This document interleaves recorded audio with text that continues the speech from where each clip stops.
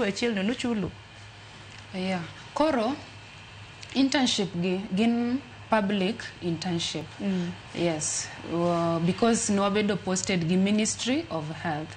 So wabedo ichulo wa yudo stipend after every month for those 12 months. Okay. Koro dwa chiel ma watiyo ni igolowa e tich samone go bedeni ichulowa. Donginen 30th of July.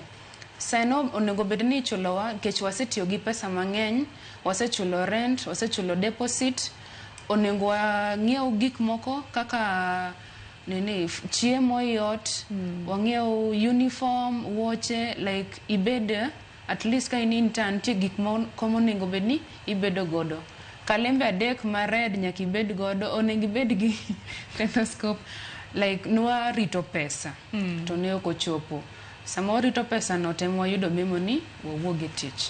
To pesa no bende mamor moro koso en pesa dingo na kinyalo mana yango nwa. En pesa maber, en pesa maber. Yeah. Dano mana ka Kevin yero ko na yango nwa ni internship no ichulo gora na pesa di mar mondo ng'ang'e ni ka samoro na piny wacho samoro ne giwacho ni samoro ogera na pesa donge mana minyalo medo ka Kevin oloso. Koro basic salary kaka ne gindiko e offer letter. Negindiko 41,420 shillings.